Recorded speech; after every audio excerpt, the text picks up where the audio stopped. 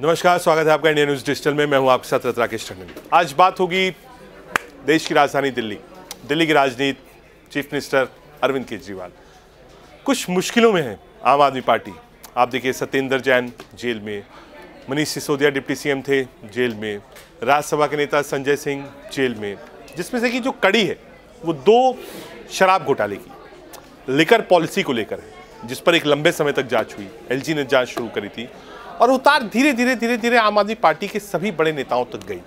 BJP बार बार ये कह रही थी कि जो जांच की आंच है वो लपेटे में कहीं ना कहीं अरविंद केजरीवाल को लेगी, एक लंबे समय से कह रही थी। और आज यानी 2 तारीख अरविंद केजरीवाल को सम्मन भी था, उनको जाना था, ईडी के सवालों का सामना करना था। खैर, आज वो नहीं गए। उन्होंने कहा, साहब मैं प्रचार कर रहा हूँ, कुछ समय चाहिए, आगे बढ़ जाएगा मामला। लेकिन कब तक जाना तो पड़ेगा ही आपको, क्योंकि जो सरकारी गवाह थे उन्होंने अरविंद केजरीवाल का नाम इस पूरे मसले में लिया है। सूत्र कहते हैं, कई सारी रिकॉर्डिंग्स भी है। तो सवाल ये उठता है कि क्या ये एक परसेप्शनल डेंट है अरविंद केजरीवाल की इमेज को और आम आदमी पार्टी को। आप थोड़े साल पहले जाइए, फॉर्मेशन कैसे हुआ था पार्टी का, बहुत छोटे समय में पार्टी कहाँ से कहाँ पहुँच गई। आज देश में दिल्ली और पंजाब 2 जगह सरकारें हैं आम आदमी पार्टी की, और आगे अपने विस्तार भी कर रहे हैं। लोकसभा और राज्यसभा में सांसद भी हैं।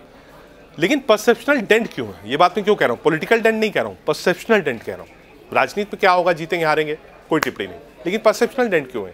क्योंकि जिस पार्टी का जन्म उस मूवमेंट से हुआ जो कि करप्शन के खिलाफ थी, उस वक्त कहा गया कि नहीं साहब कांग्रेस करप्ट है, पवार साहब करप्ट है, मुलायम सिंह यादव करप्ट है, आरजेडी करप्ट है, सिर्फ हम पाक साहब लोकपाल की बात करते थे।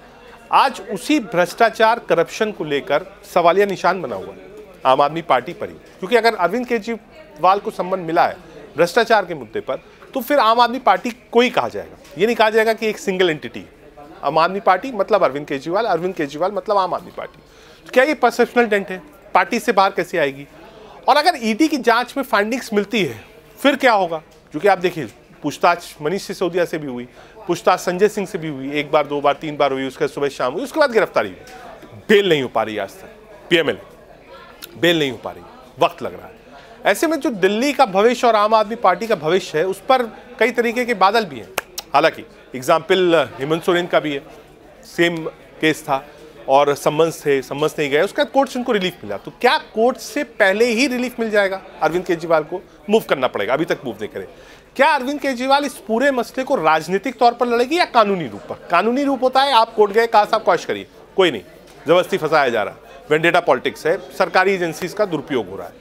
या अरविंद केजरीवाल कहेंगे नहीं साहब आप जेल में डालो, जनता हमारे साथ है, दिल्ली की सड़कें जाम हो जाएंगी, तब समझ में आएगा नहीं कौन होगा। 2 बात।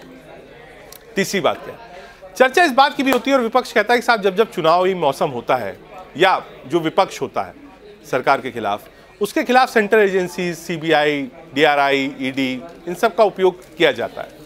तो इसके 2 मसले हैं और 2 तरफ इसको देखिए। पहला, जो कन्विक्शन रेट है वो 2% से कम है। विपक्ष इसी का गान करता है कि साहब देखिए कन्विक्शन रेट 2% कम है, आप जबरदस्ती उठा के डाल सकते हैं, कानून कड़ा है, लेकिन आज नहीं कल आदमी छूट के बाइज्जत बरी हो जाता है। कन्विक्शन रेट 2% से कम। दूसरा, विपक्ष जो कहता है कि साहब 90% मुकदमे जो हुए हैं वो सिर्फ और सिर्फ विपक्षी नेताओं के हुए हैं। वो बात सच है, ऑन रिकॉर्ड है। लेकिन जो पक्ष है वो ये भी कहता है कि साहब जब इतने ही पाक साफ हैं आप, तो कोर्ट से रिलीफ क्यों नहीं मिल जाता? आप जाइए कोर्ट रिलीफ ले लीजिए। संजय राउत थे, रिलीफ है, हेमंत सोरेन रिलीफ है, मनीष सिसोदिया क्यों नहीं रिलीफ मिला, संजय सिंह रिलीफ क्यों नहीं मिला? कई सारे उदाहरण हैं। विपक्ष एक बार और कहता है कि साहब जब तक आप विपक्ष में रहिए तब तक सारी जांच एजेंसियां जांच करेंगी, जैसे ही आप बीजेपी में चले जाइए जांच बंद हो जाती है। ये एक पॉलिटिकल टूल है विपक्ष के पास, जो बीजेपी को बार बार इससे घेरा जाता है। लेकिन फिलहाल मुश्किल वक्त है आम आदमी पार्टी और केजरीवाल के लिए। अब देखना ये है कि वो न्यायिक रूप से इससे उभरते हैं या फिर राजनीतिक तौर पर।